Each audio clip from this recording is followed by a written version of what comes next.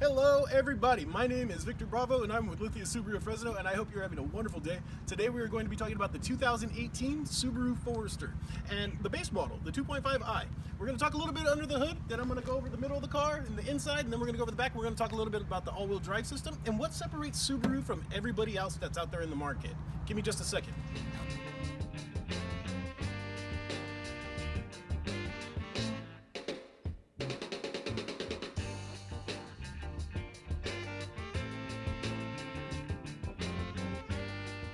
So for those of you that are brand new to the brand, that are new to Subaru, once you pop the hood in the cabin, if you line your hand up with the emblem, when your hand goes in, your fingers are going to catch the lever and just move left. So that way you're not guessing, oh, where is it at? Just a little trick for you. So right now you're looking at a boxer motor. The reason why Subaru calls them a boxer motor is because they punch horizontally like a boxer. If you think of two people with their backs to each other. A lot of times you've heard of the term V6 where pistons move in a V, or inline they move like this. They call them boxer motors because if you think of two people with their backs to each other, the pistons are punching this way. But the cool thing of what Subaru does is they place the motor perfectly in the center of the engine bay. So it's perfectly balanced. If you sliced a Subaru in half, the right side's going to weigh the same as the left side. There's a 50-50 weight distribution. And when you drive these things, you'll get a perfect idea of what I'm talking about there. So the things that are yellow, they color code them. So those are the things you'd want to check before you go on a really long drive. And a lot of longtime Subaru owners want to make sure that this doesn't change. They put the oil filter right on top, which is really cool. Makes it easy for you if you're a hands-on, do-it-yourself kind of person. Now, we're going to talk a little bit about safety and the motor mounts. So Subaru has something called breakaway motor mounts. If you were to ever get into a front-end collision in this car, the engine's designed to drop to the ground. Now, that's not Subaru's technology. All the other brands have it. Mercedes, BMW, Honda, Toyota, they all got it. But what separates us from everybody else is that our motors are pancake motors. Some people call them flat motors or flat fours, boxer motors, because they're not tall. They don't need space to travel this way. So when our engines drop to the ground, that mixed with our 8.7-inch ground clearance, when the engine drops to the ground, our cars always use the motors as a ramp. So that way, our motors don't end up on people's laps, and that's the difference between us and everybody else. So if you can focus in on these right here, these are what they call trample zones, and these are weak spots that they put into the frame of the car. So if you were to ever get into an accident, they're designed to like collapse like an accordion or like a Coke can to absorb all the impact, so that way it doesn't get transferred into the cabin where you and your family are at, which is really cool. And then some salespeople will say like, oh, this is a flame retardant. If your engine catches on fire, these have a low melting point and these drop to the engine and they put the fire out. Those guys are idiots. It's just sound dampening material. The same material's back in the firewall and under the car too. One thing that I want to talk about too is our aggressive hood slant and slope, because nobody ever talks about visibility when they sell cars, because everybody has horrible visibility except for Subaru. And let me show you one of the reasons why. Now, if you can pan out and get a side shot from here, the engineers call this an aggressive hood slant or slope on our hoods. And the reason why that's important to you as a driver is once you have your seat adjusted, your ability to see up and over the hood is fantastic. It's absolutely incredible.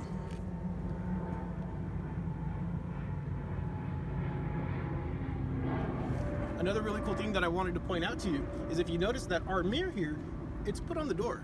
They don't cover this whole section of the window right here, making a big blind spot. The reason why they do that is for people on crosswalks and cyclists. Awesome visibility. Think of that like a roll cage. It's already built into the frame of every one of our cars. Now, Subaru has something called ring shape technology, and what that is if you think about a piece of steel this big, and then inside that is another piece of steel, and then another piece of steel, and then another piece of steel until it's a solid bar. So if somebody was to ever T-bone this car, as it collapses on itself, it's getting stronger and stronger and stronger. It's really cool. And check this out. This right here, you'll see this is called an engagement pin, and that gets locked into the frame of the car. So if anybody was to ever T-bone this car, it's designed to push out against the car that's hitting it instead of in there where you guys are. So we use more boron steel, which is the hardest steel that's malleable, more than any other manufacturer. It comes on down here and it drops into an L and it all gets locked in. So if you were to run into the back of somebody on a freeway and somebody was to run into the back of you, our doors never buckle this way. So it's very rare that first responders ever need the jaws of life to get people out of Subarus, because our door's always open. Another cool thing too is we don't need it. We don't have it here on the front door because instead of having one boron steel bar that come across, there's actually two. So they don't need it for the front door. And look at how big these windows are. The visibility is absolutely fantastic.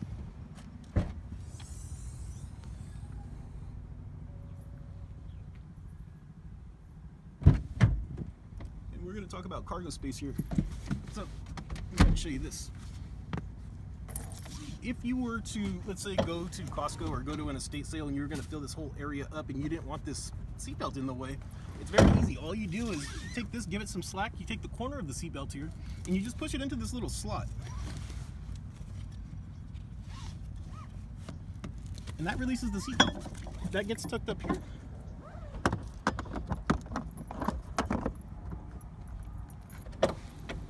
So now you don't have anything blocking your vision.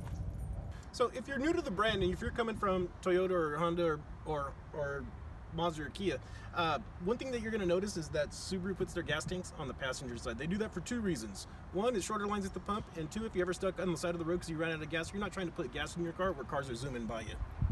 On the base model, you're going to be getting a manual seat. This right here, the first pump, if you keep pumping that, it's going to lift you up. But kind of pay attention because it tilts your booty up this way. So your ability to see up and over the hood is fantastic. This one here brings the seat forward, and depending on how much head support you like, this clicks in directions too. Steering wheel goes in and out and up and down, even on the base model, which is good. And then if you have sensitive eyes at night, you can dim the dashboard lights here. If it's at its thinnest point right there, that's at its dimmest. And when the two dots are lined up, that's at its brightest potential. That right there is just your traction control. Okay, so let's talk about the steering wheel now. Right here, this is your list button, and that is your back arrow. And by pushing that, that'll take you to your previous screen on your stereo there. The plus sign here, that is for your volume control. So if you want to turn it up, you hit the plus sign. If you want to turn it down, it's the negative sign. And also, it works too for when you're having a conversation on your Bluetooth calls also. The left and right arrows, that is to change your station or skip a song if you're listening to something on Pandora, Spotify, or iHeartRadio or something like that. The middle button there, that's to mute anything that's coming out of the stereo. The source button, that'll take you from AM to FM to Bluetooth. Yeah. And then that's the voice command button where you can tell her, hey, call Mary Sandoval or call Joseph Banks. That's how you pick up the phone, and that's how you hang up the phone when somebody's calling you. To the right over here, we have the cruise control. That's how you turn the cruise on. You'll see the little symbol there. That's how you know your cruise is on. Then you just tap the button here to set it. And if you want to resume, you're there. Or if you want to speed up your acceleration, you just hold that up, and that's the console. So the base model comes standard with the 6-speed manual transmission. And to get it into reverse, you got to lift this little lever here. All the way up, back, and that's reverse. If you don't push this in, the furthest you're going to go is 6th gear. So now we're going to talk about the heating and air conditioning and how you're going to keep yourself cool and warm. Right here, this is for the air to come out at your face. This is your feet and face. That's just your feet. That's for defrost in feet, and that's the front defrost. I don't want you to confuse this one and this one. The rear is for those lines on the back window. This one here, when it's all the way over to the right, that's for this vent, this long vent across the windshield, and the vent over here on the driver's side. Don't confuse the two. This one here is going to turn your blowers on, and if you want the air to keep circulating, the same air that's in the cabin, you push that button in, and then if you want fresh air coming out, then you just hit it out. The car's not on, so it's not going to light up. It's real simple too. Here, you put it on the cold, that's the hot, that's medium, if you don't know if you're cold or hot, and if you hit the button there, that's going to turn the AC on. So now we're going to talk about this little cubby hole that your elbow's going to be resting on. So it comes standard with this little change tray, which is cool. You can put your quarters, nickels, and dimes here, and any kind of thing you want to put up there.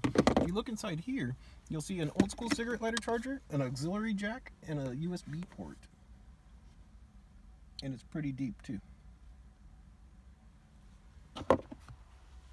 Another thing to keep in mind too is Subaru gives you these little grooves right here. If you do have your phone in there or an iPod in there charging, make sure you feed your cord through the groove so that way when you're closing this, you're not smashing the crap out of your cord every time. Get a lot longer life out of your cords. Very cool. So one of the things that I want to talk about is Subaru's Symmetrical all-wheel drive and why it's different from everybody else's. The reason why they call it symmetrical is because, like I was telling you earlier, that everything's balanced in a Subaru from left to right, 50-50 weight distribution. The cool thing about our Subaru is when you put it in drive, you got power going to all four wheels. And that's the difference between us and everybody else. If you were to think about like Ford, Dodge, and Chevy, their all-wheel drive systems, they're still front-wheel drive. If you pay that extra $2,000 to $3,500 for their all-wheel drive system, it's still front-wheel drive. And then when the wheels slip, then it'll kick the power to the back. But you have to be going 25 miles an hour or faster in order for that to happen. Same thing with all the Japanese and the Korean brands. If you Toyota, Honda, Mazda, Kia, if you pay that extra $2,500 to $3,500 for their all-wheel drive system, you have to be going 27 miles an hour or faster in order for their all-wheel drives to kick in. That's why they can't climb up a steep, icy mountain, put their foot on the brake, and then keep going up. They always roll back down. That's the difference. You put a Subaru in drive, you got power going to all four wheels. That's why we can go over snow, icy roads, water, slick roads, doesn't matter. Thank you so much for checking out my video. Like I said, my name is Victor Bravo, and my phone number is area code 559-260-0793. You can text me or call me. All of my social media is going to be in the description below, like my website and Instagram, Facebook, and all that other stuff. If you need anything, reach out, and I look forward to hearing from you, and have a wonderful day.